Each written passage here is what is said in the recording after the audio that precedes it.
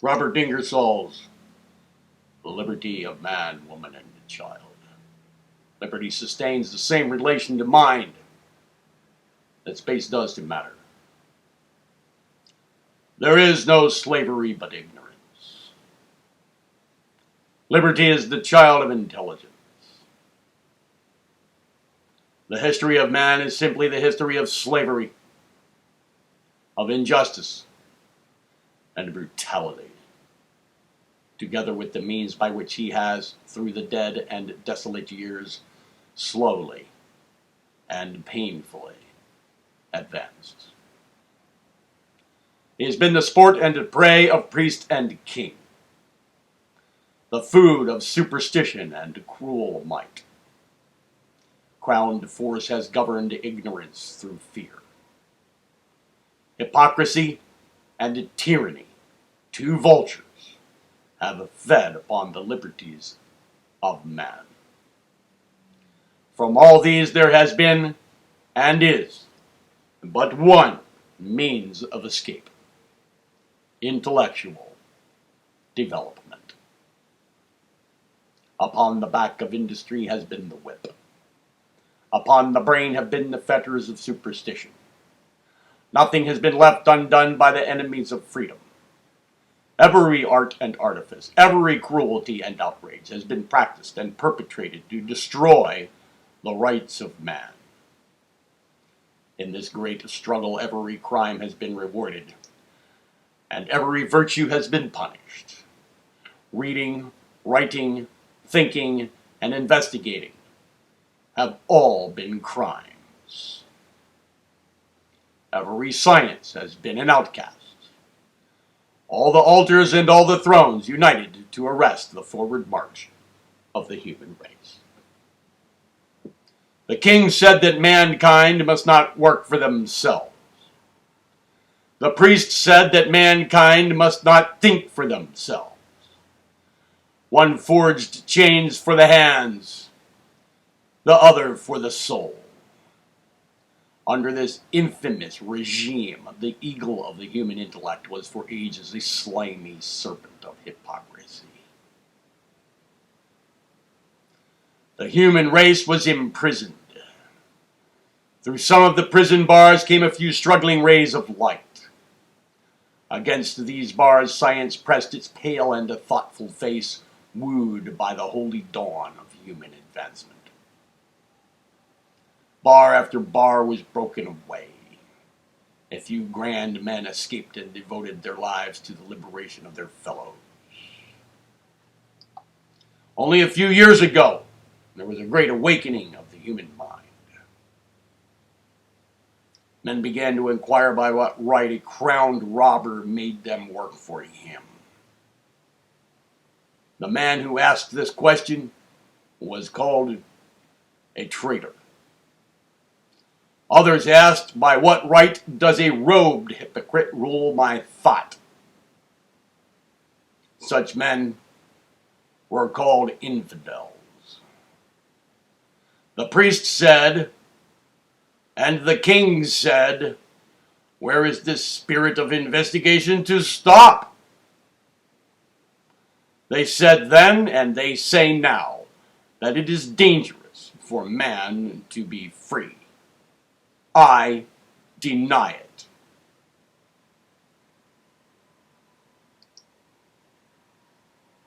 Out on the intellectual sea there is room enough for every sail.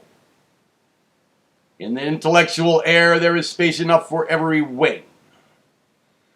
The man who does not do his own thinking is a slave and is a traitor to himself and to his fellow men.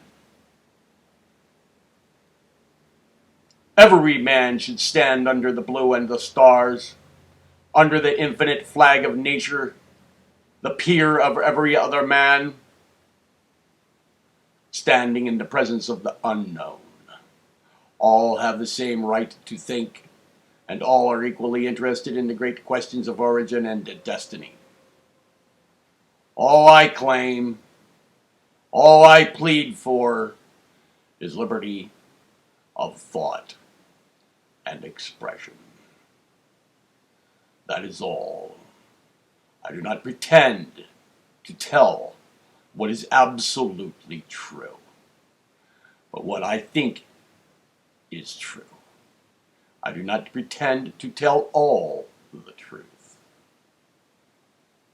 I do not claim that I have floated level with the heights of thought, or that I have descended to the very depths of things. I simply claim that what ideas I have a right to express, and that any man who denies this right to me is an intellectual thief and robber. That is all.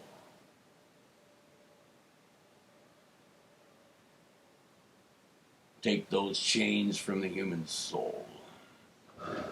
Break those fetters.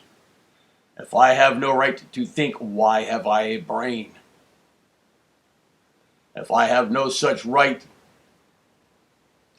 have 3 or 4 men, or any number, who may get together and sign a creed, build a house, put a steeple on it, a bell in it. Have they the right to think? The good men, the good women, are tired of the whip and lash in the realm of thought. They remember the chain and the faggot with a shudder. They are free, and they give liberty to others. Whoever claims any right that he is unwilling to accord to his fellow men is dishonest and infamous. In the good old times, our fathers had the idea that they could make people believe to suit them. Our ancestors in the ages that are gone really believed that by force you could convince a man.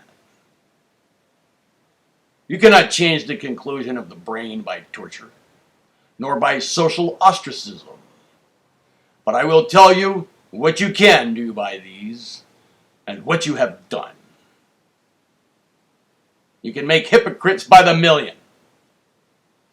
You can make a man say that he has changed his mind, but he remains of the same opinion still. Put fetters all over him. Crush his feet in iron boots. Stretch him to the last gasp upon the holy rack. Burn him if you please, but his ashes will be of the same opinion still. Our fathers in the good old times, and the best thing I can say about them is that they have passed away, had an idea that they could force men to think their way. That idea is still prevalent in many parts, even of this country. Even in our day, some extremely religious people say, we will not trade with that man. We will not vote for him. We will not hire him if he is a lawyer. We will die before we will take his medicine if he is a doctor. We will not invite him to dinner. We will socially ostracize him.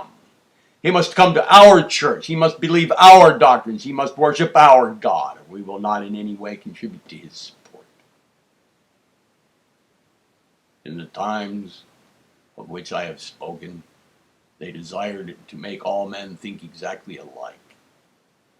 All the mechanical ingenuity of the world cannot make 2 clocks run exactly alike. How are you going to make hundreds of millions of people differing in brain and disposition, in education and aspiration, in conditions and surroundings, each clad in a living robe of passionate flesh? How are you going to make them think and feel alike? If there is an infinite God, one who made us, and wishes us to think alike, why did he give a spoonful of brains to one, and a magnificent intellectual development to another? Why is it that we have all degrees of intelligence from orthodoxy to genius, if it was intended that all should think and feel alike? I used to read in books how our fathers persecuted mankind, but I never appreciated it. I read it, but it did not burn itself into my soul. I did not fully appreciate the infamies that have been committed in the name of religion. until I saw the iron arguments that Christians used. I saw the thumb screw, two little pieces of iron armed on the inner surfaces with protuberances to prevent their slipping. Through each end, a screw uniting the two pieces. And when some man denied the efficacy of baptism, or maybe said, I do not believe that a fish ever swallowed a man to keep him from drowning, well, then they put his thumb between these pieces of iron, and in the name of love, and in the name of universal forgiveness, began to screw these pieces together. And when this was done, most men said, I will recant. Well, probably I should have done the same. Probably I would have said, stop, I'll admit anything that you wish. I will admit that there is one God or a million gods, one hell or a billion hells. Suit yourselves, just stop. But there was now and then a man who would not swerve the breadth of a hair. There was now and then some sublime heart willing to die for an intellectual conviction. Had it not been for such men, we would be savages today. Had it not been for a few brave, heroic souls in every age, we would have been cannibals, with pictures of wild beasts tattooed upon our flesh, dancing around as some dried snake fetish. Let us thank every good and noble man who stood so grandly, so proudly, in spite of opposition, of hatred and death, for what he believed to be the truth.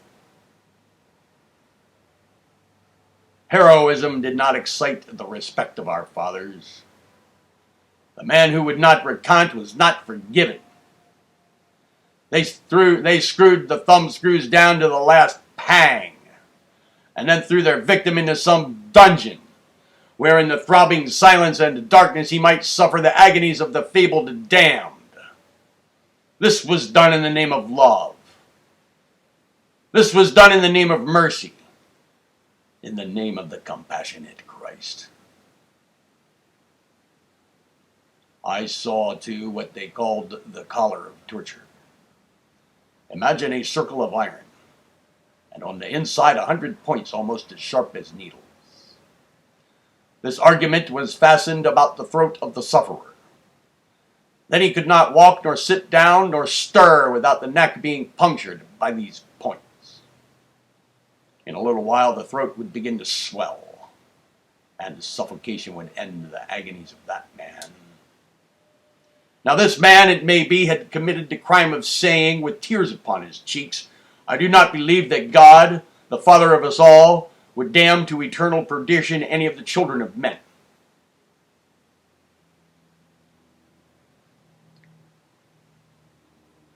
I saw another instrument, called the scavenger's daughter. Think of a pair of shears with handles, not only where they are now, but at the points as well, and just above the pivot that unites the blades, a circle of iron. In the upper handles, the hands would be placed. In the lower, the feet. And through the iron ring at the center, the head of the victim would be forced. In this condition, he would be thrown prone upon the earth. And the strain upon the muscles produced such agony that insanity would in pity end his pain. This was done by gentlemen who said, Whosoever smiteth thee upon one cheek, turn to him the other also.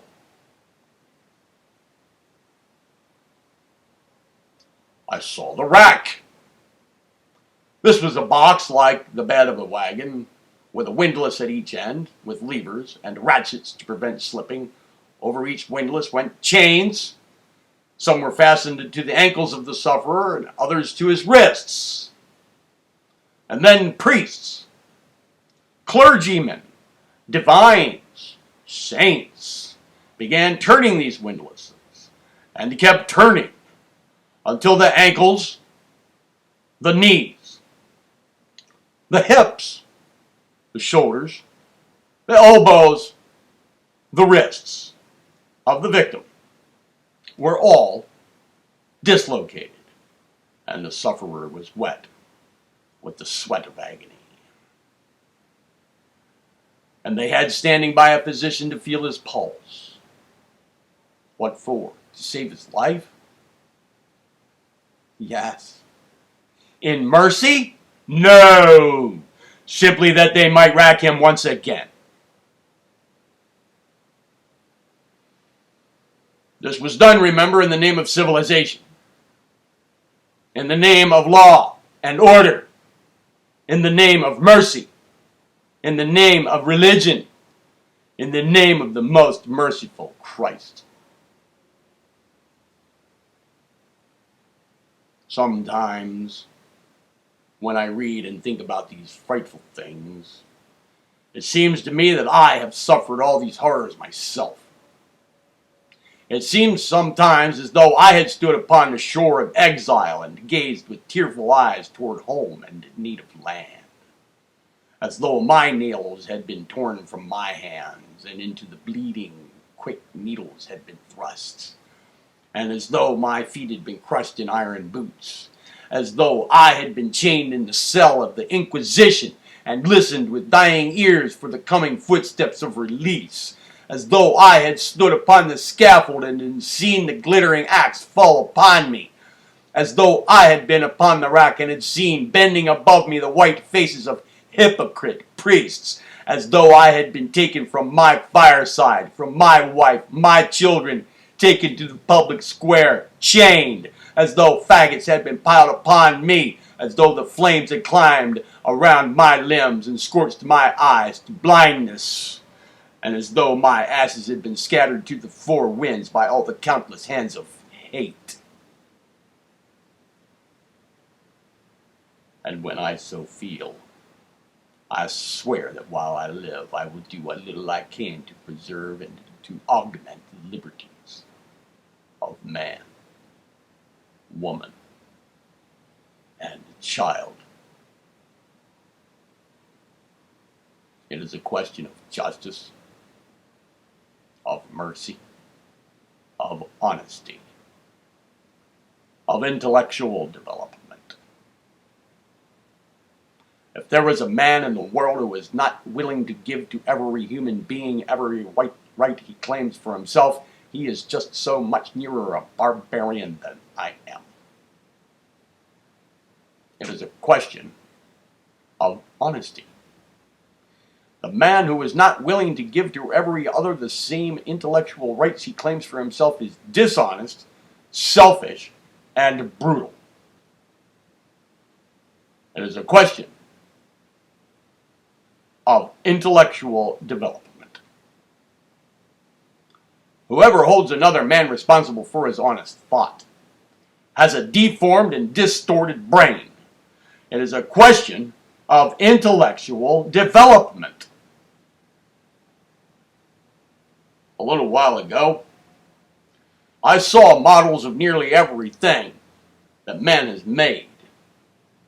I saw models of all the watercraft, from the rude dugout in which floated a naked savage, one of our ancestors, a naked savage with teeth 2 inches in length, with a spoonful of brains in the back of his head. I saw models of all the watercraft of the world, from that dugout to up to a man of war that carries 100 guns and miles of canvas. From that dugout to the steamship that turns its brave prow from the port of New York, with a compass like a conscience, crossing 3,000 miles of billows without missing a throb or beat of its mighty iron heart. I saw at the same time the weapons that man has made, from a club, such as was used by that same savage when he crawled from his den in the ground and hunted a snake for his dinner. From that club to the boomerang, and to the sword, to the crossbow, to the blunderbuss, to the flintlock, to the caplock, to the needle gun, up to a cannon cast by Krupp, capable of hurling a ball weighing 2,000 pounds through 18 inches of solid steel. I saw, too, the armor, from the shell of a turtle, that one of our brave ancestors lashed upon his breast when he went to fight for his country, the skin of a porcupine dried with the quills on, which this same savage pulled over his orthodox head, up to the shirts of mail that were worn in the Middle Ages, that laughed at the edge of the sword and defied the point of the spear, up to a monitor clad in complete steel. I saw at the same time their musical instruments, from the tom-tom, a hoop with a couple of strings of rawhide drawn across it, from that tom-tom up to the instruments we have today that make the common air blossom with melody. I saw too their paintings, from the daub of yellow mud to the great works which now adorn the galleries of the world. I saw also their sculpture, from the rude god with 4 legs, a half-dozen arms, several noses, and 2 or 3 rows of ears, and one little contemptible brainless head, up to the figures of today, to the marbles that genius has clad in such a personality that it seems almost impudent to touch them without an introduction. I saw their books written upon skins of wild beasts, upon shoulder blades of sheep, books written upon leaves, upon bark, up to the splendid volumes that enrich the libraries of our day. When I speak of libraries, I think of the remark of Plato: a house that has a library in it has a soul. I saw their implements of agriculture, from a crooked stick that was attached to the horn of an ox by some twisted straw, to the agricultural implements of this generation that make it possible for a man to cultivate the soil without being an ignoramus. And while looking upon these things, I was forced to say that man advanced only as he mingled his thoughts with his labor, only as he got into partnership with the forces of nature, only as he learned to take advantage of his surroundings, only as he freed himself from the bondage of fear, only as he depended upon himself, only as he lost confidence in the gods. I saw at the same time a row of human skulls, from the lowest skull that has been found, the Neanderthal skull, skulls from Central Africa, skulls from the Bushmen of Australia, skulls from the farthest isles of the Pacific Sea, up to the best skulls of the last generation. And I noticed that there was the same difference between those skulls that there was between the products of those skulls. And I said to myself, after all, it's a simple question of intellectual development. There was the same difference between those skulls and the lowest and highest skulls, that there was between the dugout and the man of war and the steamship, between the club and the Krupp gun, between the yellow daub and the landscape, between the tom-tom and an opera by Verdi.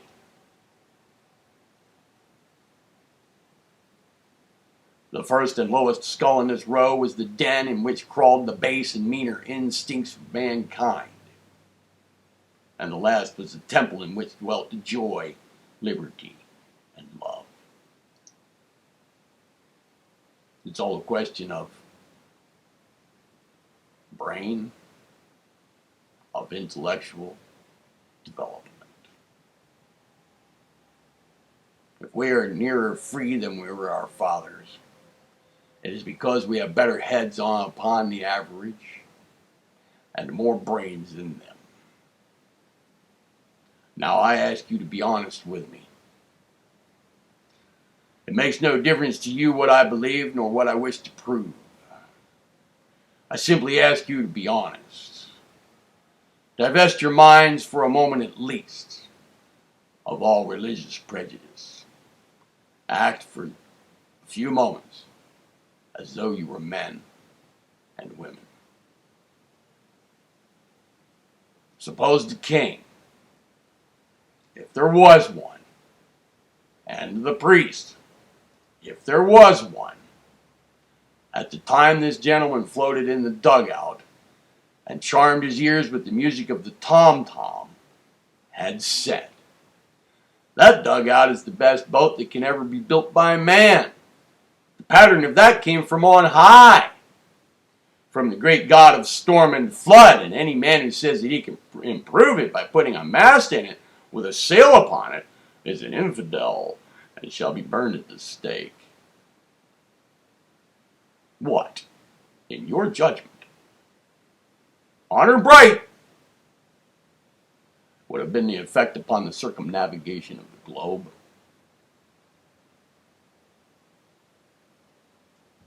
Suppose the king, if there was one, and the priest, if there was one, and I presume there was a priest, because it was a very ignorant age. Suppose this king and the priest had said, that tom-tom is the most beautiful instrument of music of which any man can conceive. That's the kind of music they have in heaven. An angel sitting upon the edge of a fleecy cloud, golden in the setting sun, playing upon that tom-tom, became so enraptured, so entranced with her own music, that in a kind of ecstasy she dropped it, and that's how we obtained it. And any man who says that it can be improved by putting a back and front to it, and 4 strings and a bridge, and getting a bow of hair with rosin, is a blaspheming wretch, and shall die the death. I ask you, what effect would that have had upon music? If that course had been pursued, would the human ears, in your judgment, ever have been enriched with the divine symphonies of Beethoven? Suppose the king, if there was one, and the priest had said, that crooked stick is the best plow that can be invented. The pattern of that plow was given to a pious farmer in a holy dream. And that twisted straw is the ne plus ultra of all twisted things. And any man who says he can make an improvement upon that plow is an atheist. Well then, what in your judgment would have been the effect upon the science of agriculture?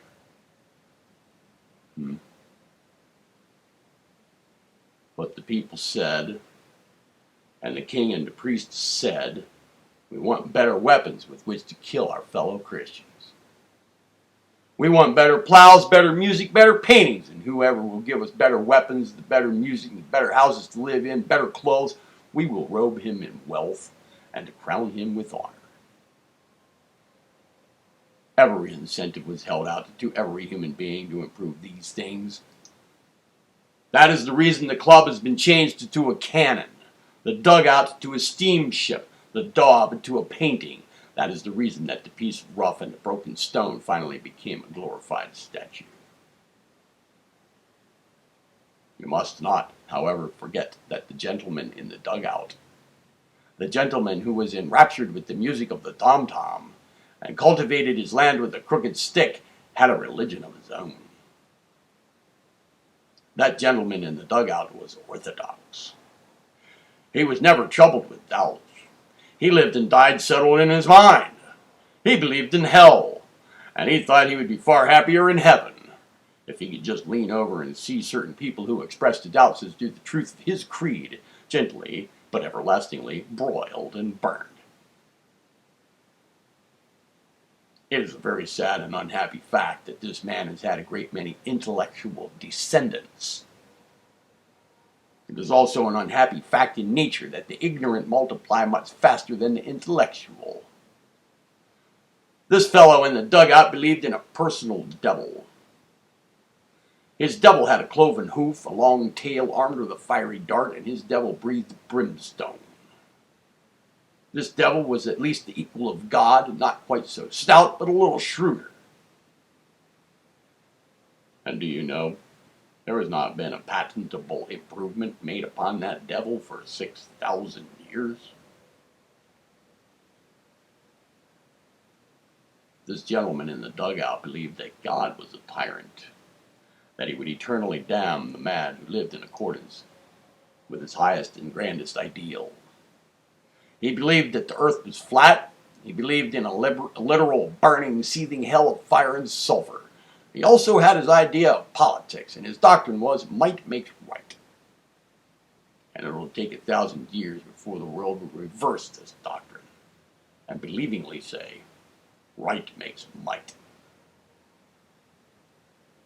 All I ask is the same privilege to improve upon that gentleman's theology as upon his musical instrument, the same right to improve upon his politics as upon his dugout, that's all.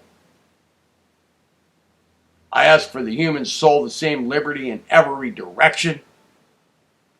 That is the only crime I have committed. I say, let us think. Let each one express his thought. Let us become investigators, not followers, not cringers and crawlers. If there is in heaven an infinite being, he never will be satisfied with the worship of cowards and hypocrites. Honest unbelief, honest infidelity, honest atheism will be a perfume in heaven, when pious hypocrisy, no matter how religious it may be outwardly, will be a stench. This is my doctrine. Give every other human being every right you claim for yourself. Keep your mind open to the influences of nature. Receive new thoughts with hospitality. Let us advance. The religionist of today wants the ship of his soul to lie at the wharf of orthodoxy and rot in the sun. He delights to hear the sails of old opinions flap against the masts of old creeds. He loves to see the joints and the sides opening, gaping and gape in the sun, and it is a kind of bliss for him to repeat again and again, do not disturb my opinions. Do not unsettle my mind. I have it all made up, and I want no infidelity. Let me go backward rather than forward. As far as I am concerned,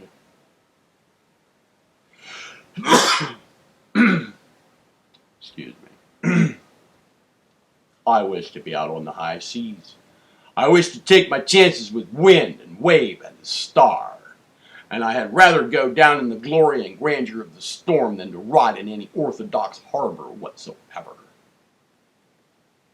After all, we are improving from age to age. The most orthodox people in this country 200 years ago would have been burned for the crime of heresy. The ministers who denounced me for expressing my thought would have been in the Inquisition themselves, where once burned and blazed the bivouac fires of the Army of Progress, now glow the altars of the church. The religionists of our time are occupying about the same ground occupied by heretics and infidels 100 years ago. The church has advanced in spite, as it were, of itself. It has followed the Army of Progress, protesting and denouncing, and had to keep within protesting and denouncing distance. If the church had not made great progress, I could not express my thoughts. Man, however, has advanced just exactly in proportion with which he has mingled his thought with his labor. The sailor, without control of the wind and wave, knowing nothing, or very little, of the mysterious currents and pulses of the sea, is superstitious. So also is the agriculturist, whose prosperity depends upon something he cannot control. But the mechanic, when a wheel refuses to turn, never thinks of dropping on his knees and asking the assistance of some divine power. He knows there is a reason. He knows that something is too large or too small, and that there is something wrong with his machine, and he goes to work and he makes it larger or smaller here or there until the wheel will turn. Now, just in proportion as man gets away from being, as it were, the slave of his surroundings, the serf of the elements, of the heat, the frost, the snow, and the lightning, just to that extent that he has gotten control of his own destiny, just to the extent that he has triumphed over the obstacles of nature, he has advanced physically and intellectually. Liberty becomes a grander and diviner thing. As he values his own rights, he begins to value the rights of others. And when all men give to all others all the rights they claim for themselves, then this world will be civilized. A few years ago, the people were afraid to question the king, afraid to question the priest, afraid to investigate a creed, afraid to deny a book, afraid to denounce a dogma, afraid to reason, afraid to think. Before wealth, they bowed to the very earth, and in the presence of titles, they became abject. All this is slowly but surely changing. We no longer bow to men simply because they are rich. Our fathers worshipped the golden calf. The worst you can say of an American now is he worships the gold of the calf. Even the calf is beginning to see this distinction. It no longer satisfies the ambition of a great man to be king or emperor. The last Napoleon was not satisfied with being the emperor of the French. He was not satisfied with having a circlet of gold about his head. He wanted some evidence that he had done something of value within his head. So he wrote the life of Julius Caesar, that he might become a member of the French Academy. The emperors, the kings, the popes no longer tower above their fellows. Compare King William with the philosopher Haeckel. The king is one of those anointed by the Most High, as they claim, one upon whose head has been poured the divine petroleum of authority. Compare this king with Haeckel, who towers an intellectual colossus above the crowned mediocrity. Compare George Eliot with Queen Victoria. The queen is clothed in garments given her by blind fortune and unreasoning chance, while George Eliot wears robes of glory woven in the loom of her own genius. The world is beginning to pay homage to intellect, to genius, to heart. We have advanced. We have reaped the benefit of every sublime and heroic self-sacrifice, of every divine and brave act, and we should endeavor to hand the torch to the next generation, having added a little to the intensity and the glory of the flame. When I think of how much this world has suffered, when I think of how long our fathers were slaves, and how they cringed and crawled at the foot of the throne, in the dust of the altar, of how they abased themselves, of how abjectly they stood in the presence of superstitious robes and crowns, I am amazed. This world has not been fit for a man to live in for quite some while. It was not until the year 1808 that Great Britain abolished the slave trade. Up to that time, her judges sitting upon the bench in the name of justice, her priests occupying her pulpits in the name of universal love, owned stock in the slave ships, and luxuriated upon the profits of piracy and murder.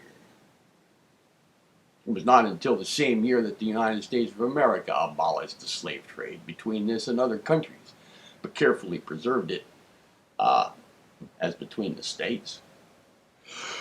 Excuse me.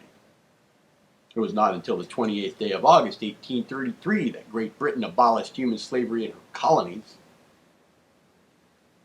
And it was not until the first day of January, 1863, that Abraham Lincoln, sustained by the sublime and heroic North, rendered our flag pure as the sky on which it floats. Abraham Lincoln was, in my judgment, in many respects, the grandest man ever president of the United States. Upon his monument, these words should be written: "Here sleeps the only man in the history of the world who, having been clothed with almost absolute power, never abused it, except upon the side of mercy." Think how long we clung to the institution of human slavery. How long lashes upon the naked back were a legal tender for labor performed. Think of it!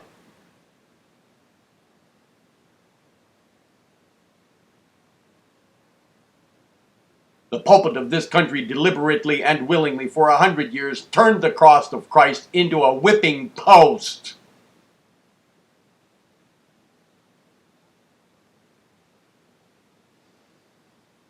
With every drop of my blood, I hate and execrate every form of tyranny, every form of slavery. I hate dictation. I love liberty.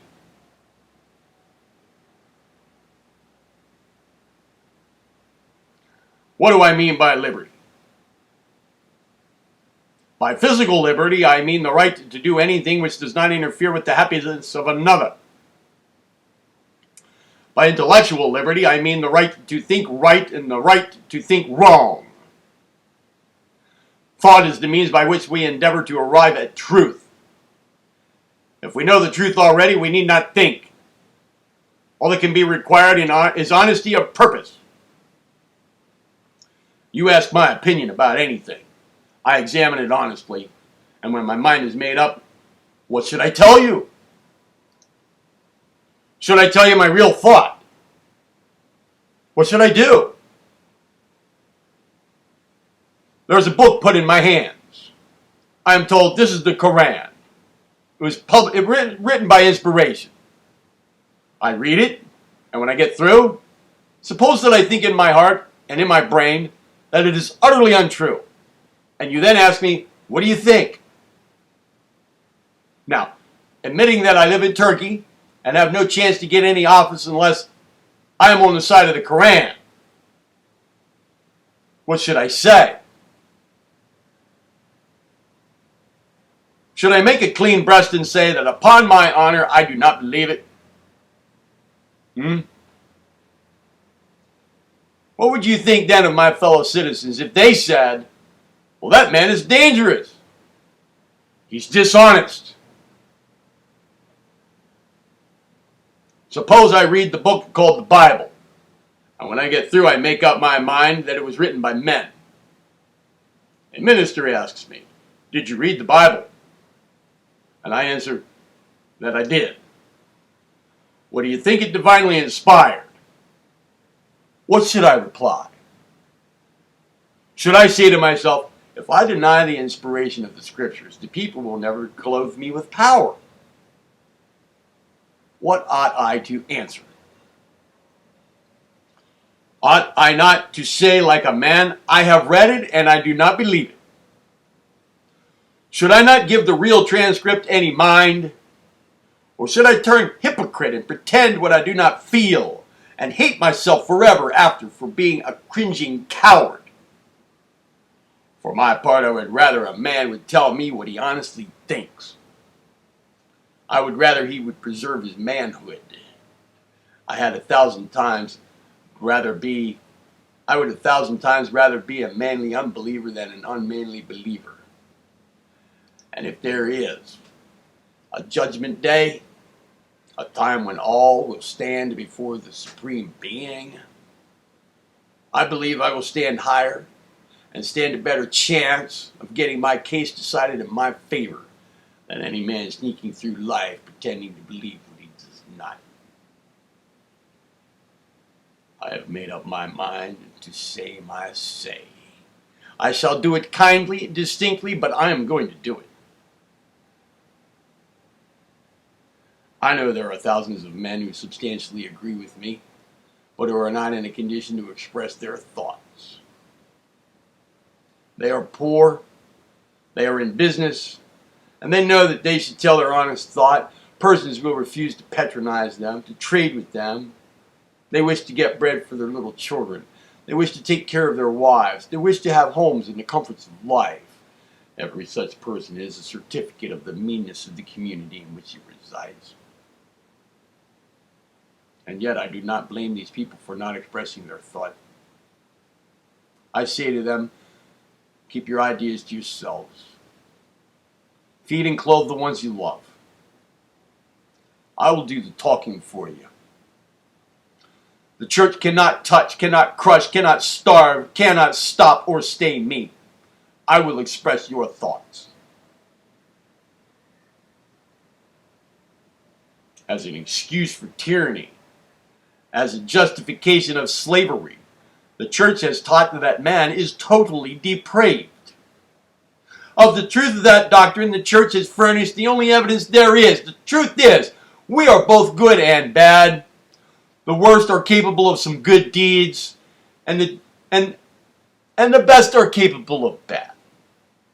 The lowest can rise and the highest may fall. That mankind can be divided into two great classes, sinners and saints, is an utter falsehood.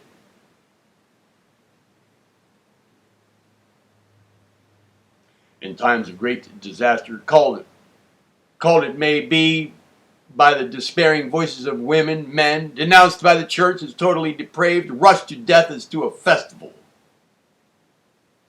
By such men, deeds are done so filled with self-sacrifice and generous daring that millions pay to them the tribute not only of admiration, but of tears.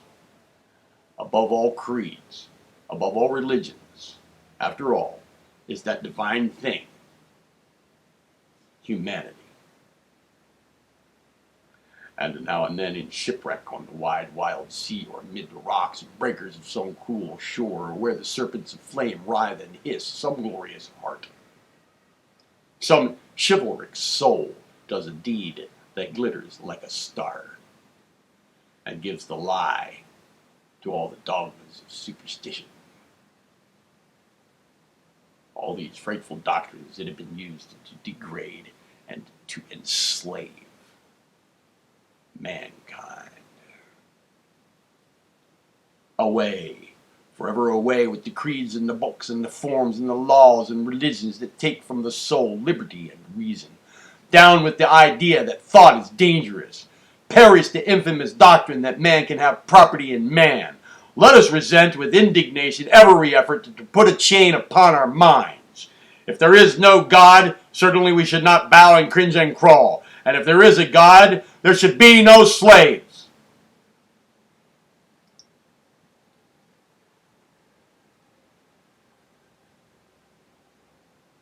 Women have been the slaves of slaves. And in my judgment, it took millions of ages for women to come from the condition of abject slavery up to the institution of marriage. Let me say right here that I regard marriage as the holiest institution among men. Without the fireside, there is no human advancement. Without the family relation, there is no life worth living. Every good government is made up of good families. The unit of good government is the family. And everything that tends to destroy the family is perfectly devilish and infamous. I believe in marriage, and I hold in utter contempt the opinions of those long-haired men and short-haired women who denounce the institution of marriage. The greatest ambition that any man can possibly have is to so live and so improve himself in the heart and brain as to be worthy of the love of some splendid woman. And the greatest ambition of any girl is to make herself worthy of the love and adoration of some magnificent man. Well, that's my idea. There is no success in life without love and marriage. You had better be the emperor of one loving and tender heart, and she the empress of yours, than to be the king of the world. The man who has really won the love of one good woman in this world, I do not care if he dies in the ditch a beggar. His life has been a success. I say it took millions of years to come from the condition of abject slavery up into the condition of marriage. Ladies, the ornaments you wear upon your purses tonight are but the souvenirs of your mother's bondage. The chains around your necks and the bracelets clasped upon your white arms by the thrilled hand of love have been changed by the wand of civilization from iron to shining, glimmering gold. But nearly every religion has accounted for all the devilment in this world by the crime of women. What a gallant thing that is. And if it is true, I'd rather live with the woman I love in a world full of trouble than to live in heaven with nobody but men. I read in a book, and I will say now that I cannot give the exact language, as my memory does not retain the words, but I can give the substance. I read in a book that the Supreme Being concluded to make a world and one man, that he took some nothing and made a world and one man, and put this man in a garden or a public square or whatever. And in a little while, he noticed that the man got lonesome. And then he wandered around as if he was waiting for the train. Well, there was nothing to interest him. No news, no papers, no politics, no policy. And as the devil had not yet made his appearance, there was no chance for reconciliation, not even for civil service reform. Well, he wandered about in this garden in this condition until finally the Supreme Being made up his mind to make him a companion.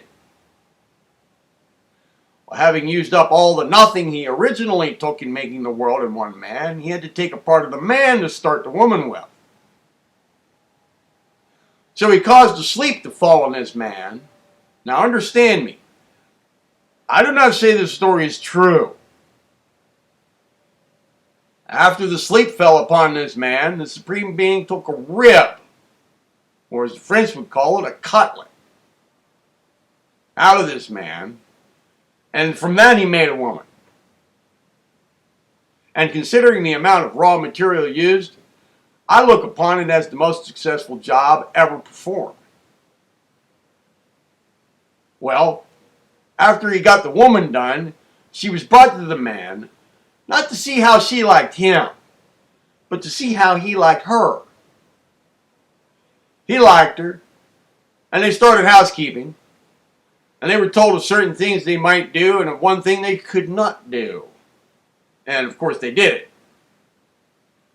I would have done it in 15 minutes. I know it. There wouldn't have been an apple on that tree half an hour from date. And the limbs would have been full of clubs. And then they were turned out of the park and extra policemen were put on to keep them from getting back in. Devilment commenced. The mumps, the measles, the whooping cough, the scarlet fever started in their race for man. They began to have the toothache, and roses began to have thorns, and snakes began to have poisoned teeth, and people began to divide about religion and politics, and the world's been full of trouble from that day to this one. Well, nearly all of the religions of this world account for the existence of evil by such a story as that. I read in another book what appeared to be an account of the same transaction. It was written about 4,000 years before that other one. All commentators agree that the one that was written last was the original, and that the one that was written first was copied from the one that was written last. But I would advise you all not to allow your creed to be disturbed by a little matter of 4,000 or 5,000 years. In this other story, Brahma made up his mind to make the world and a man and a woman. He made the world, and he made the man and then the woman, and put them on the island of Ceylon. According to the account, it was the most beautiful island of which man can conceive. Such birds, such songs, such flowers, such verdure. And the branches of the trees were so arranged that when the wind swept through them, every tree was 1,000 harps. Brahma, when he put them there, said, "Let them have a period of courtship, for it is my desire and will that true love should forever precede marriage." Well, when I read that, it was so much more beautiful and lofty than the other story that I said to myself, if either one of these stories ever turns out to be true, I hope it'll be this one. So then they had their courtship with the nightingales singing and the stars shining and the flowers blooming, and they fell in love. Imagine that courtship. No prospective fathers or mothers-in-law. No prying and gossiping neighbors. Nobody to say, "Young man, how do you expect to support her?" Nothing of that kind. They were married by the Supreme Brahma, and he said to them, "Remain here. You must never leave this island." Well, after a little while, the man, and his name was Adami, And the woman's name was Heva. Well, he said to Heva, I believe I'll look about for a while. He went to the northern extremity of the island where there was a little narrow neck of land connecting it with the mainland, and the devil, who was always playing pranks with us, produced a mirage.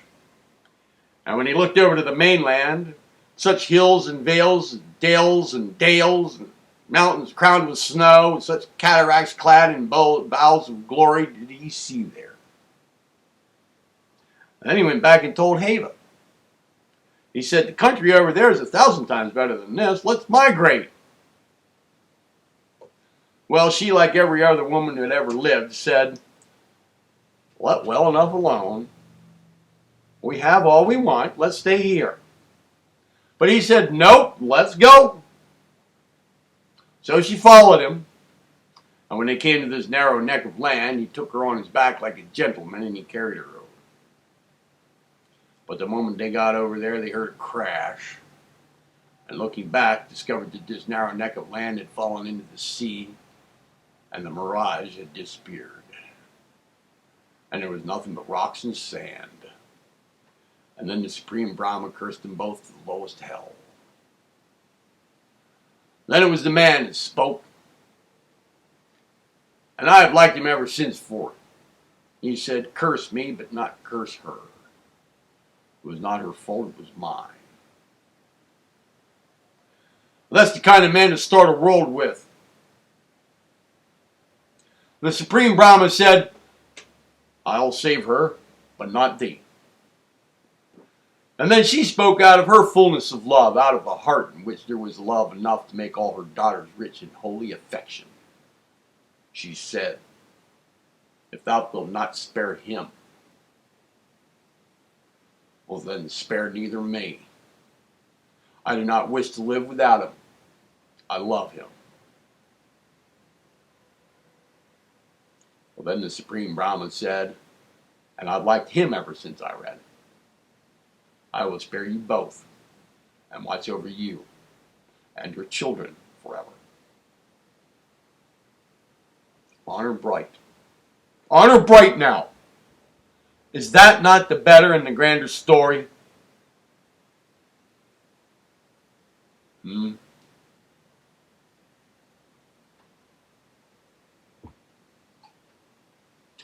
from that same book, I want to show you what ideas some of these miserable heathen had. The heathen we are trying to convert. We send missionaries over yonder to convert heathen there.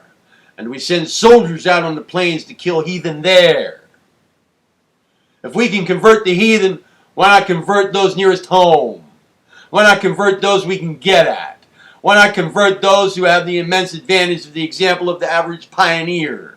But to show you the men we're trying to convert, in this book it says, man is strength, woman is beauty, man is courage, woman is love. And when the one man loves the one woman and the one woman loves the one man, the very angels leave heaven and come and sit in that house and sing for joy. They are the men we are converting. Think of it. I tell you, when I read these things, I say that love is not of any country. Nobility does not belong exclusively to any race. And through all the ages, there have been a few great and tender souls blossoming in love and pity. In my judgment, the woman is the equal of the man. She has all the rights I have and one more. And that's the right to be protected. That's my doctrine. If you are married, try and make the woman you love happy. Whoever marries simply for himself will make a mistake, but whoever loves a woman so well that he says, I will make her happy, makes no mistake. And so with the woman who says, I will make him happy. There is only one way to be happy, and that is to make somebody else so. And you cannot be happy by going cross lots. You've got to go the regular turnpike road. If there is any man I detest, it's the man who thinks he is the head of the family. The man who thinks he is boss. The fellow in the dugout used that word boss. That was one of his favorite expressions. Imagine a young man and a young woman courting, walking out in the moonlight, and the nightingale singing a song of pain and love, as though the thorn touched her heart. Imagine them stopping there in the moonlight and the starlight and song and saying, "Now here let us settle who's boss." And I tell you, it's an infinite word and infamous feeling. I abhor a man who is boss, who is going to govern in his family, and when he speaks orders, all the rest to be still as some mighty idea is about to be launched from his mouth. Do you know I dislike this man unspeakably? I hate above all things a cross man. What right has he to murder the sunshine of a day? What right has he to assassinate the joys of life? When you go home, you ought to go like a ray of light, so that it will, even in the night, burst out of the doors and windows and illuminate the darkness. Some men think their mighty brains have been in a turmoil. They've been thinking about who will be alderman from the 5th Ward. They've been thinking about politics. Great and mighty questions have been engaging in their minds. They have bought calico at 5 cents or 6, and they want to sell it for 7. Think of the intellectual strain that must have been upon that man. When he gets home, everybody else in the house must look out for his comfort. A woman who has only taken care of 5 or 6 children, and 1 or 2 of them sick, has been nursing them and singing to them and trying to make 1 yard of cloth do the work of 2. She, of course, is fresh and fine and ready to wait upon this gentleman, the head of the family, the boss.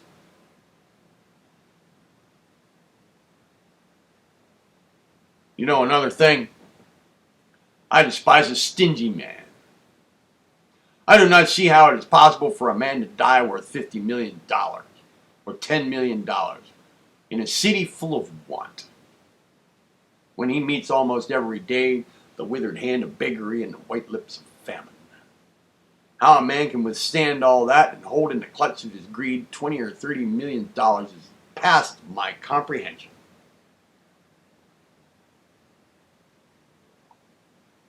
I do not see how he can do it.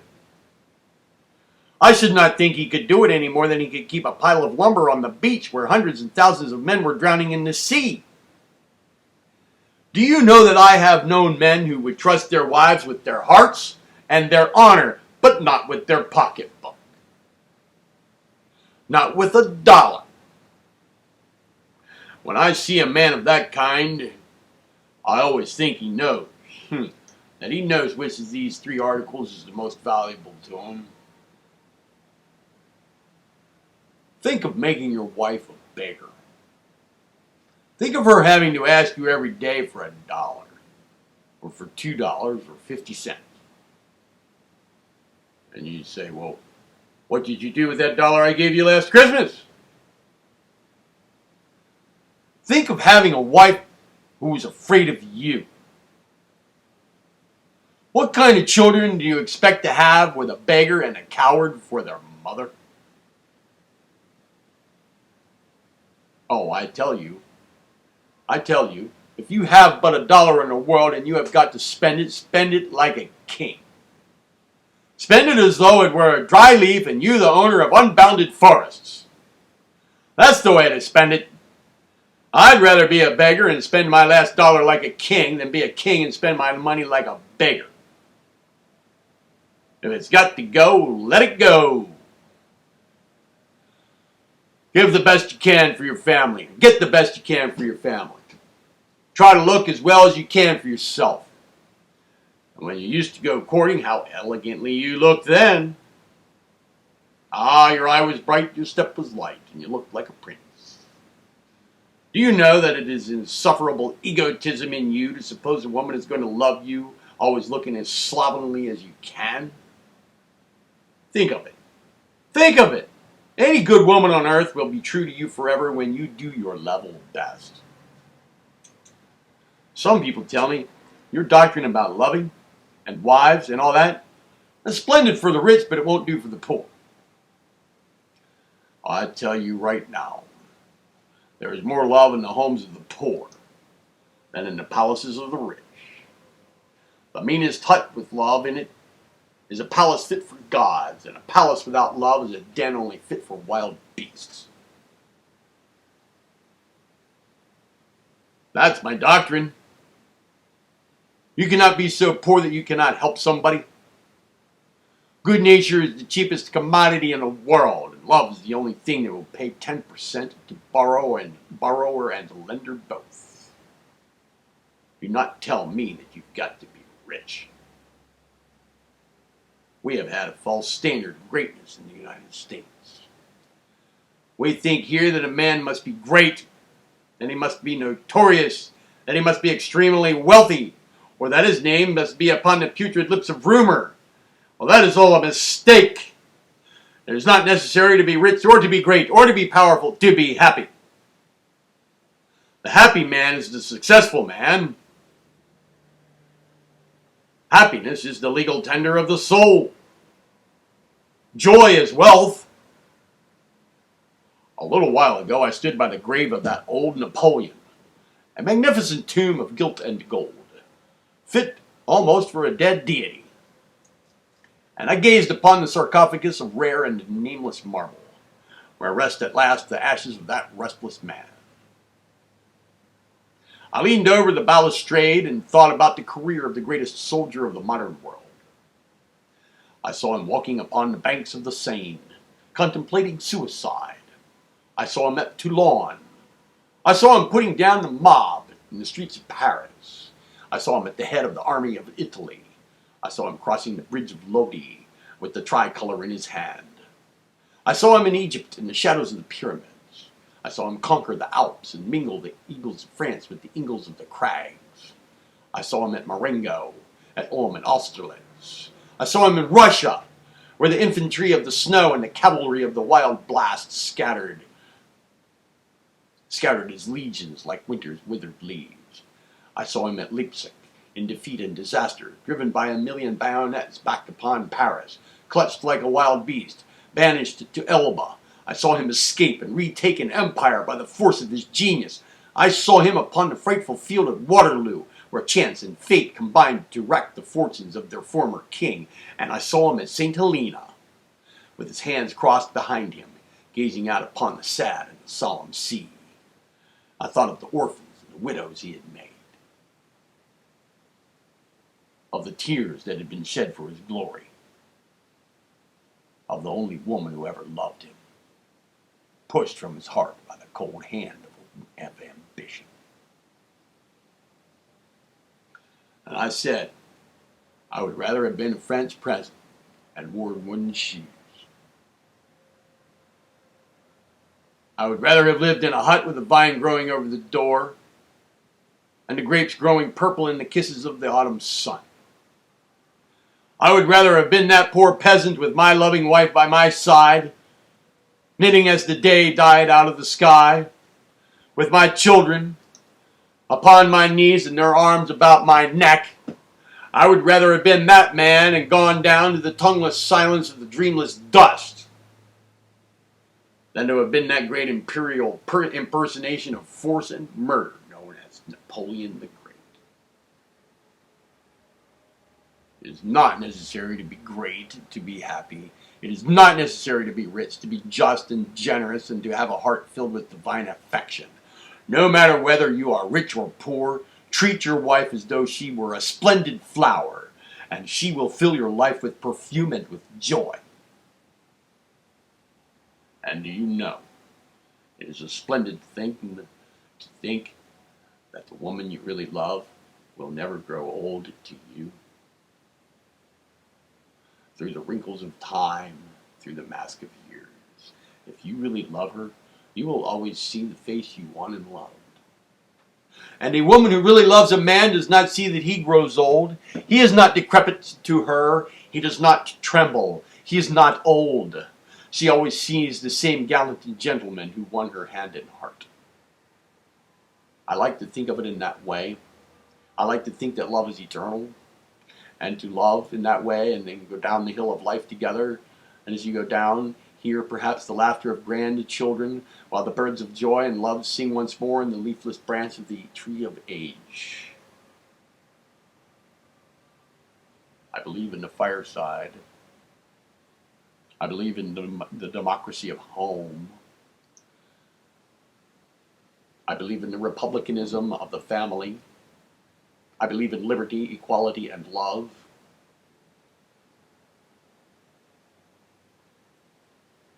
Well, if women have been slaves, what shall I say of children?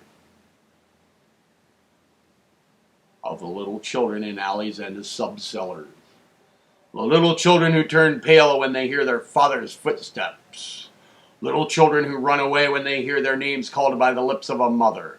Little children, the children of poverty, the children of crime, the children of brutality, wherever they are.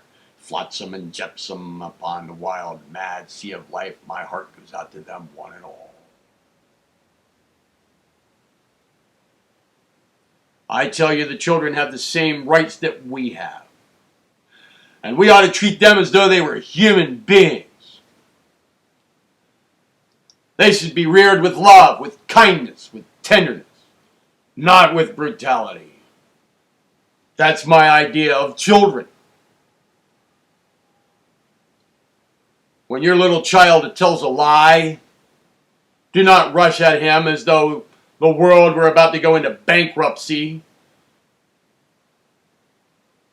Be honest with him. A tyrant father will have liars for his children. Do you know that?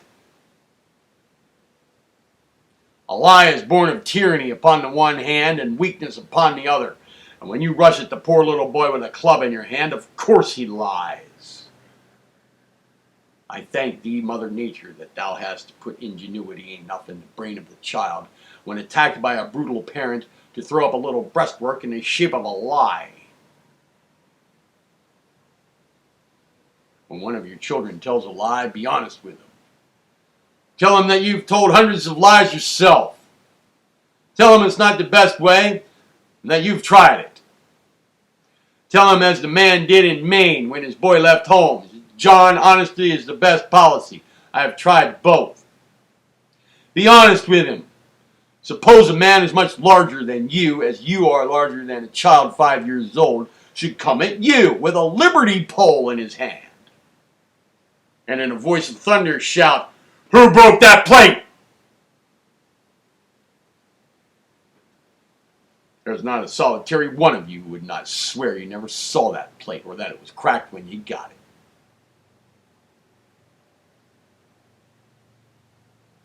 Why not be honest with these children? Just imagine a man who deals in stocks, whipping his boy for putting false rumors afloat. Think of a lawyer beating his own flesh and blood for evading the truth when he makes half his own living that way. Think of a minister punishing his child for not telling all he thinks. Just think of it. Just think of it. Just think of it. When your child commits a wrong, take it in your arms. Let it feel your heart beat against its heart. Let the child know that you really and truly and sincerely love it.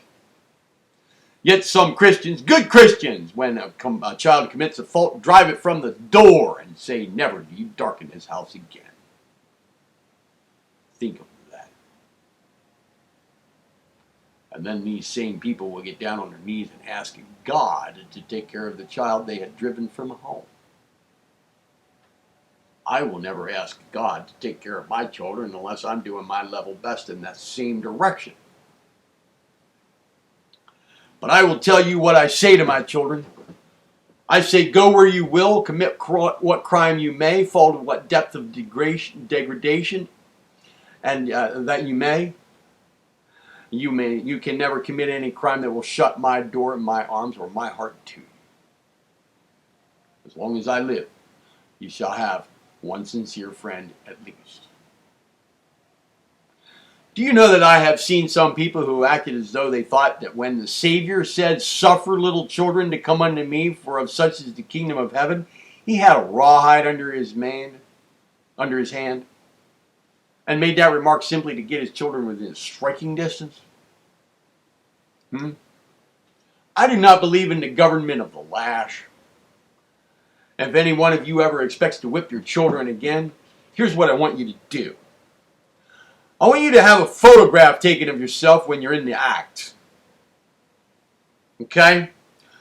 With your red face, with vulgar anger, and also the face of the little child, with eyes swimming in tears and a little chin dimpled with fear, like a piece of water struck by a sudden cold wind. Have the picture taken.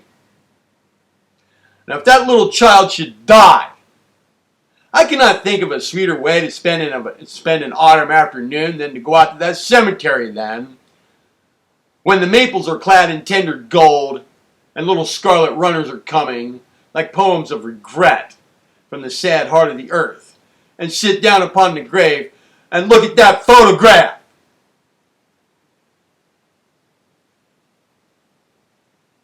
And think of the flesh now dust that you beat. I tell you it's wrong. That's no way to raise children. Make your home happy. Be honest with them. Divide fairly with them in everything. Give them a little liberty and love. And you cannot drive them out of your house. They will want to stay there. Make home pleasant. Let them play any game they wish. Don't be so foolish as to say, you may roll balls on the ground, but you must not roll them on a green cloth. You may knock them with a mallet, but you must not push them with a cue.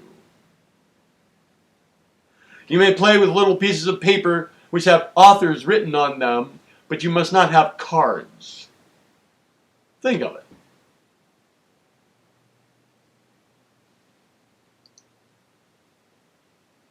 You may go to a minstrel show where people blacken themselves and imitate humanity below them, but you must not go to a theater and see the characters created by immortal genius put upon the stage.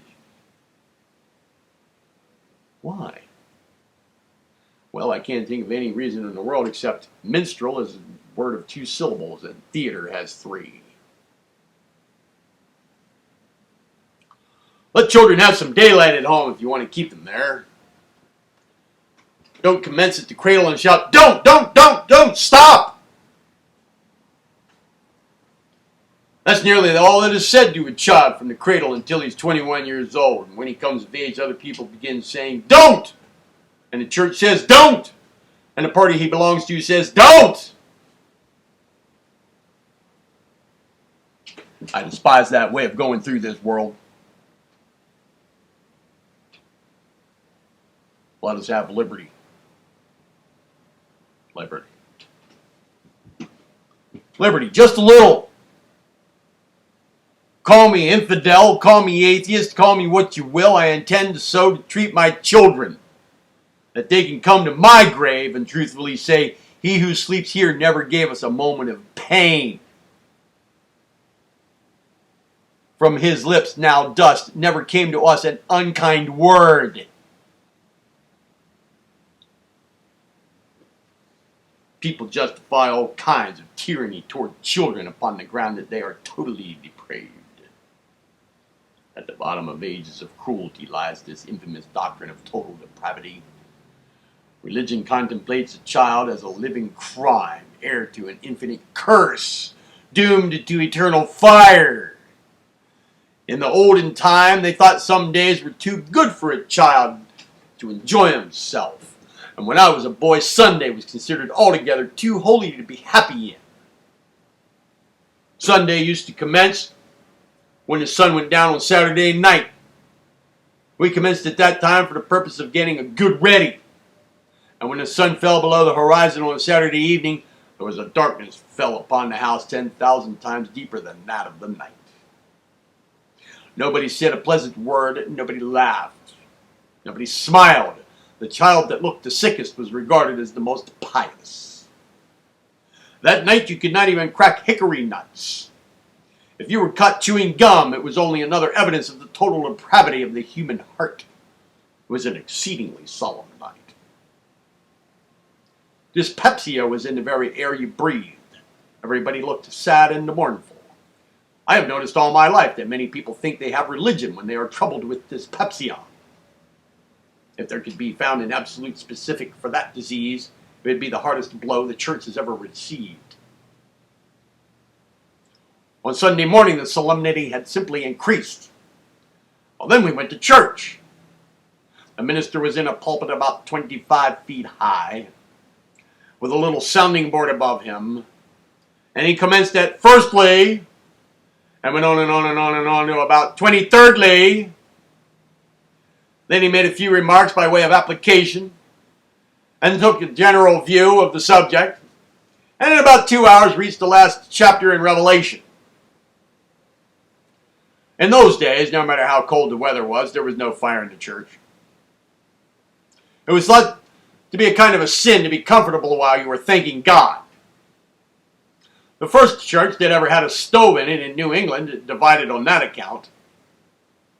So the first church in which they sang a note was torn in fragments. After the sermon, we had an intermission. Well, then came the catechism with the chief end of man. We went through with that. We sat in a row with our feet coming in about 6 inches of the floor. The minister asked us if we knew that we all deserved to go to hell. And we all answered yes. Well, then we were asked if we would be willing to go to hell if it was God's will. And every little liar shouted yes. Then the same sermon was preached once more, commencing at the other end and going back. After that, we started for home, sad, solemn, overpowered with the wisdom displayed in the scheme of the atonement. When we got home, if we had been good boys and the weather was warm, sometimes they would take us out to the graveyard to cheer us up a little. It did cheer me. When I looked at the sunken tombs and the leaning stones, and read the happy-faced inscriptions through the moss of silence and forgetfulness, it was a great comfort. The reflection came to my mind that the observance of the Sabbath could not last always. And sometimes they would sing that beautiful hymn in which occurs these cheerful lines, where congregations never break up and Sabbaths never end. These lines, I think, prejudiced me a little against heaven. And then we had good books that we read on Sundays by way of keeping us happy and contented. Well, there were Milner's History of the Waldenses, and Baxter's Call to the Unconverted, Jan's Archaeology of the Jews, and Jenkins' On the Atonement. I used to read Jenkins' On the Atonement. I have often thought that an atonement would have to be exceedingly broad in its provisions to cover the case of a man who could read a book like that, who could write a book like that for a boy. But at last the Sunday wore away, and the moment the sun went down, we were free. Between 3 and 4 o'clock, we would go out to see how the sun was coming along. Sometimes it seemed to me that it was stopping from pure meanness. But finally it went down. It had to. And when the last rim of light sank below the horizon, off would go our caps, and we would give 3 cheers for liberty once more. Sabbaths used to be prisons. Every Sunday was a Bastille. Every Christian was a kind of turnkey, and every child was a prisoner, a convict. In that dungeon, a smile was a crime. It was thought wrong for a child to laugh upon this holy day. Think of that. Think of that. Think of that. A little child would go out into the garden, and there would be a tree laden with blossoms, and the little fellow would lean against it. And there would be a bird on one of the boughs, singing and swinging, and thinking about 4 little speckled eggs warmed by the breast of its mate, singing and swinging, and the music and happy waves rippling out of its tiny throat, and the flowers blossoming, and the air filled with perfume, and the great white clouds floating in the sky. And the little boy would lean up against that tree and think about hell, and about the worm that never dies. I have heard them preach. When I sat in the pew and my feet did not touch the floor, about the final home of the unconverted. In order to impress upon the children the length of time they would probably stay if they had settled in that country, the preacher would frequently give us the following illustration. Suppose that once in a billion years a bird should come from some far distant planet and carry off in its little bill a grain of sand. A time would finally come when the last atom composing this earth would be carried away. And when this last atom composing this earth would be carried away, it would not even be sun up in hell yet. Think of such an infamous doctrine being taught to children. Think of it. Think of it. Think of it. The laugh of a child will make the holiest day more sacred still. Strike with hand of fire, O weird musician, thy harp strung with Apollo's golden hair. Fill the vast cathedral aisles with symphonies sweet and dim.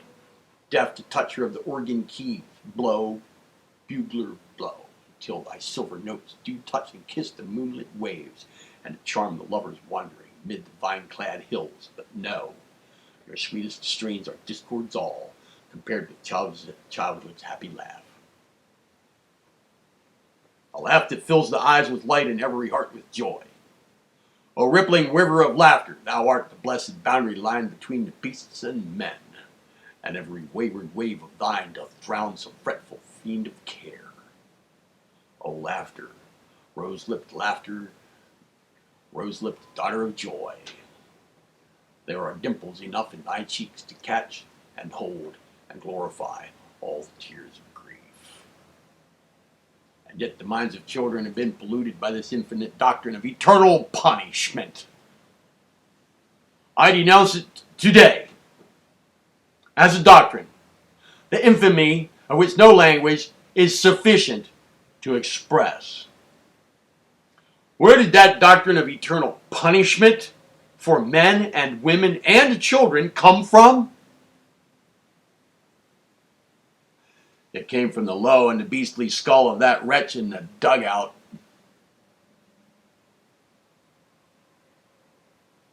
Where did he get it? It was a souvenir from the animals. The doctrine of eternal punishment was born in the glittering eyes of snakes. Snakes that hung in fearful coils watching for their prey. It was born of the howl and bark and the growl of wild beasts. It was born in the grin of hyenas and of the depraved chatter of unclean baboons. I despise it with every drop of my blood. Tell me there is a God in the serene heavens that will damn his children for the expression of an honest belief. More men have died in their sins, judged by your orthodox creeds, than there are leaves on all the forests in the wide world 10,000 times over. Tell me these men are in hell, that these men are in torment, that these children are in eternal pain, and they are to be punished forever and forever. I denounce this doctrine as the most infamous of lies. Lies. Lies.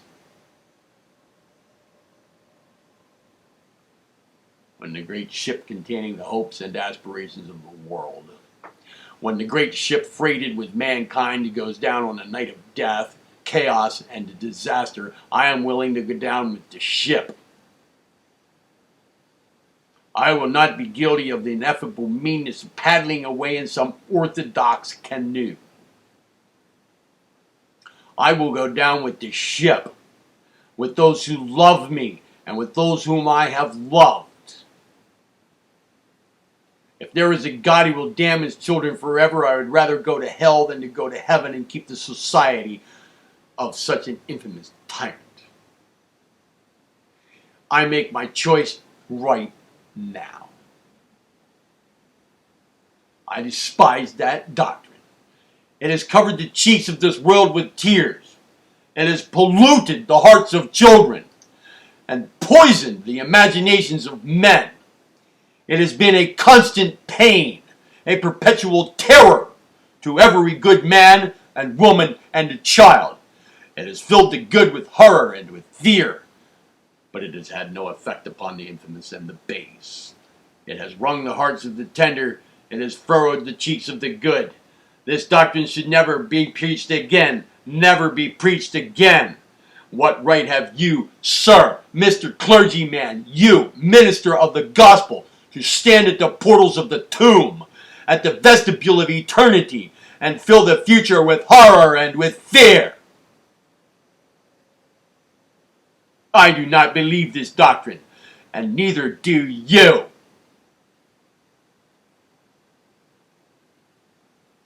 If you did, you could not sleep one moment. A man who believes it and has within his breast a decent, throbbing heart will go insane. A man who believes that doctrine and does not go insane has the heart of a snake and the conscience of a hyena. Jonathan Edwards, the dear old soul, who, if his doctrine is true, is now in heaven rubbing his holy glands with glee as he hears the cries of the damned, preached this doctrine, and he said, "Can the believing husband in heaven be happy with his unbelieving wife in hell? Can the believing father in heaven be happy with his unbelieving children in hell? Can the loving wife in heaven be happy with her unbelieving husband in hell?" And he replies, "I tell you, yea. Such will be their sense of justice, and that it will increase rather than diminish their bliss."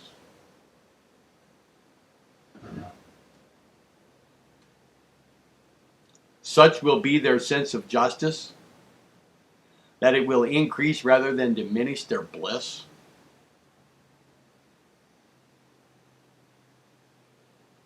There is no wild beast in the jungles of Africa whose reputation would not be tarnished by the expression of such a doctrine.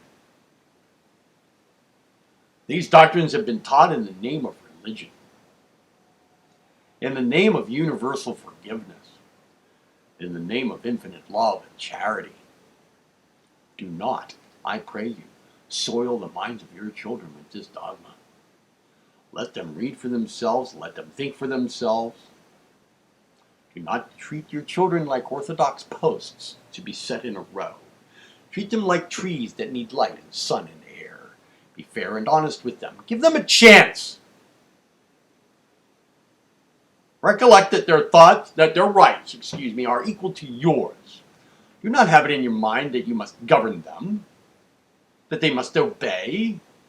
Throw away forever the idea of master and slave.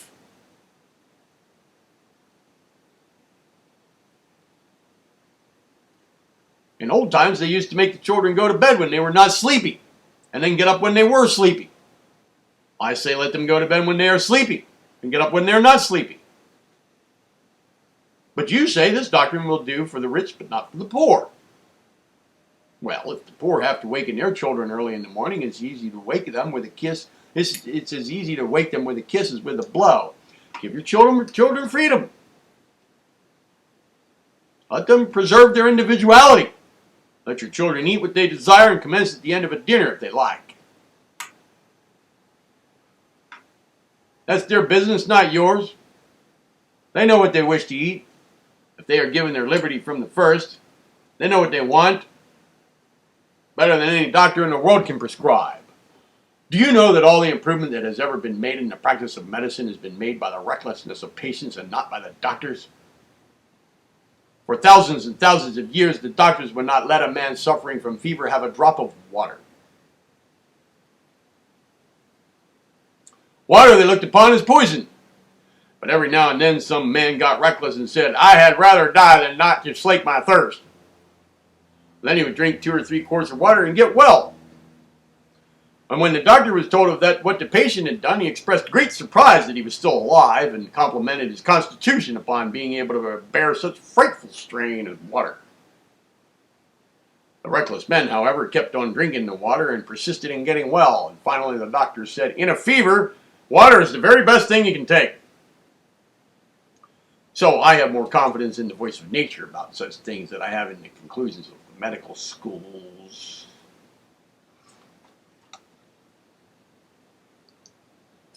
Let your children have freedom and they will fall into your ways. They will do substantially as you do, but if you try to make them, there is some magnificent, splendid thing in the human heart that refuses to be driven. And do you know that it is the luckiest thing that ever happened before this world that people are that way?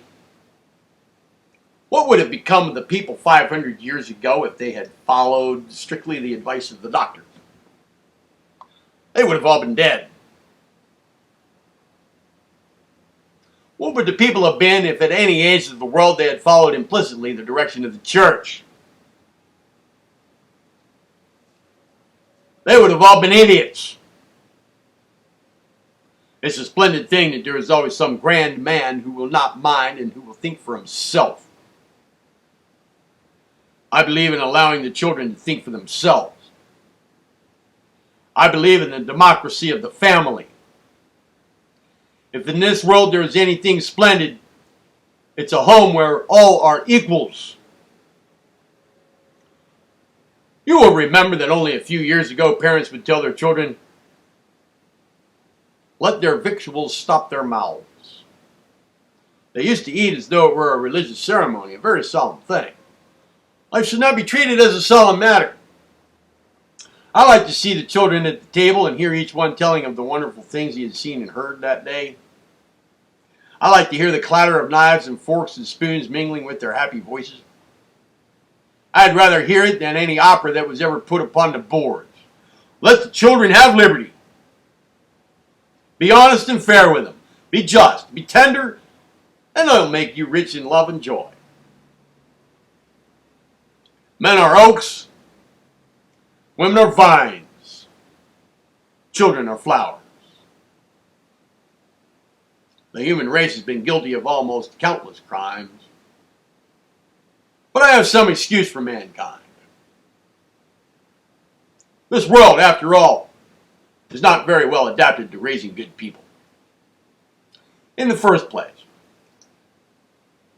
nearly all of it is water. It's much better adapted to fish culture than to the production of folks. Of that portion which is land, and not 1/8 has suitable soil and climate to produce great men and women. You cannot raise men and women of genius without the proper soil and climate, any more than you can raise corn and wheat upon the ice fields of the Arctic Sea. You must have the necessary conditions and surroundings. Man is a product, and he must have the soil and the food. The obstacles presented by nature must not be so great that man cannot, by reasonable industry and courage, overcome them. There is upon this road only a narrow belt of land, circling zigzag the globe, upon which you can produce men and women of talent. In the southern hemisphere, the real climate that man needs falls mostly upon the sea. And the result is that the southern half of our world has never produced a man or a woman of great genius. In the far north, there is no genius. It's too cold. In the far south, there is no genius. It's too warm. There must be winter and there must be summer. In a country where man needs no coverlet but a cloud, revolution is his normal condition. Winter is the mother of industry and prudence. Above all, it is the mother of the family relation. Winter holds in its icy arms the husband and wife and the sweet children. If upon this earth we ever have a glimpse of heaven, it is when we pass a home in winter, at night, and through the windows. The curtains drawn aside, we see the family about the pleasant hearth, the old lady knitting, cat playing with the yarn, children wishing they had as many dollars or knives or somethings as there are sparks going out to join the roaring blast, the father reading and smoking, and the clouds rising like incense from the altar of domestic joy. I never passed such a house without feeling that I had received a benediction. Civilization, liberty, justice, charity, intellectual advancement are all flowers that blossom in the drifted snow. I do not know that I can better illustrate the great truth that only part of the world is adapted to the production of great men and women than by calling our attention to the difference between vegetation in valleys and upon mountains. In the valley, you find the oak and the elm tossing their branches defiantly to the storm. And as you advance up the mountainside, the hemlock, the pine, the birch, the spruce, and the fir, and finally you come to little dwarf trees that look like other trees seen through a telescope reversed. Every limb twisted as though in pain, getting a scanty subsistence from the miserly crevices of the rocks. You go on until at last the highest crag is freckled with a kind of moss and vegetation ends. You might as well try to raise oaks and elms where the mosses grow as to raise great men and women where their surroundings are unfavorable. You must have the proper climate and soil. A few years ago, we were talking about the annexation of Santo Domingo to this country. I was in Washington at the time. I was opposed to it. I was told that it was the most delicious climate, that the soil produced everything. But I said, we don't want it. It's not the right kind of country in which to raise American citizens. Such a climate would debauch us. You might go there with 5,000 congregational preachers, 5,000 ruling elders, 5,000 professors in colleges, 5,000 of the solid men of Boston and their wives, settle them all in Santo Domingo, and you will see the second generation riding upon a mule, bareback, no shoes, a grapevine bridle, hair sticking out of the tops of their sombreros, with a rooster under each arm, going to a cockfight on Sunday. Such is the influence of climate. Science, however, is gradually widening the area within which men of genius can be produced. We are conquering the North with houses, clothing, food, and fuel. We are in many ways overcoming the heat of the South, too. If we attended to this world instead of another, we may in time cover the land with men and women of genius. Who's to say? All right. I have still another excuse. I believe that man came up from the lower animals. I do not say this is a fact. I simply say I believe it to be a fact. Upon that question, I stand about 8 to 7, which for all practical purposes is very near a certainty. When I first heard of that doctrine, I didn't like it though. My heart was filled with sympathy for those people who have nothing to be proud of except ancestors. I thought how horrible this will be upon the nobility of the old world. Think of that. Think of their being forced to trace their ancestry back to the Duke of Orangutan or the Prince of Chimpanzee. After thinking it all over, I came to the conclusion that I liked that doctrine. I became convinced in spite of myself. I read about rudimentary bones and muscles. I was told that everybody had rudimentary muscles extending from the ear into the cheek, and I asked, what are they for? And I was told they are the remains of muscles that they became rudimentary from lack of use. They went into bankruptcy. They are the muscles with which your ancestors used to flap their ears. I do not know so much. I do not know so much. I do not now so much wonder that we once had them as we have outgrown them. I wonder about that. After all, I had rather belong to a race that started from the skulless vertebrates in the dim Laurentian seas. Vertebrates wiggling without knowing why they wiggled, swimming without knowing where they were going. But then in some way began to develop and began to get a little higher and a little higher in the scale of existence. That came up by degrees through millions of ages through all the animal world. Through degrees, through millions of ages of the animal world, of all that crawls and swims and floats and climbs and walks, and finally produced the gentleman in the dugout. And then from this man getting a little grander, and each one below calling everyone above him a heretic, calling everyone who made every little advance an infidel or an atheist, for in the history of this world the man who was ahead has always been called a heretic. I would rather come from a race that started from that skullless vertebrae and came up and up and up and finally produced Shakespeare, the man who found the human intellect dwelling in a hut, touched it with the wand of his genius, and it became a palace domed and pinnacled. Shakespeare, who harvested all the fields of dramatic thought, and from whose day to this there have been only gleaners of straw and chaff. Straw and chaff. I would rather belong to that race that commenced as skullless vertebrae and produced Shakespeare, a race that has before it an infinite future, with the angel of progress leaning far from the far horizon, beckoning men forward, upward, and onward forever. I had rather belong to such a race, commencing there and producing this, and with that hope, than to have sprung from a perfect pair, upon which the Lord had lost money every moment from that day forward.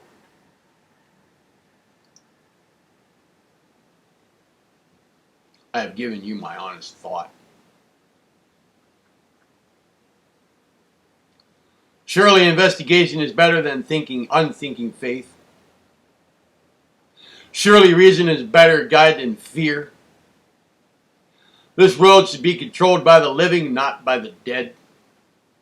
A grave is not a throne, and a corpse is not a king. Man should not try to live on ashes. The theologians dead knew no more than the theologians now living. More than this cannot be said. About this world little is known. About another world, nothing. Our fathers were intellectual serfs, and their fathers were slaves. The makers of our creeds were ignorant and brutal. Every dogma that we have has upon it the mark of whip, the rust of chain, and the ashes of the faggot. Our fathers' reasons was instruments of torture. They believed in the logic of the fire and the sword. They hated reason. They despised thought. They abhorred liberty. Superstition is the child of slavery. Free thought will give us truth. When all have the right to think and to express their thoughts, every brain will give to all the best it has. The world will then be filled with intellectual wealth. As long as men and women are afraid of the church, as long as a minister inspires fear, as long as people reverence a thing simply because they do not understand it, as long as it is respectable to lose your self-respect, as long as the church has power, as long as mankind worship a book, just so long will the world be filled with intellectual paupers and vagrants, covered with the soiled and faded rags of superstition. As long as woman regards the Bible as the charter of her rights, she will be the slave of man. The Bible was not written by a woman. Within its lids, there is nothing but humiliation and shame for her. She is regarded as the property of man. She is made to ask forgiveness for becoming a mother. She is as much below her husband as her husband is below Christ. She is not allowed to speak. The gospel is too pure to be spoken by her polluted lips. Women should learn in silence. In the Bible will be found no description of a civilized home. The free mother surrounded by free and loving children, adored by a free man, her husband, was unknown to the inspired writers of the Bible. They did not believe in the democracy of the home, in the republicanism of the fireside.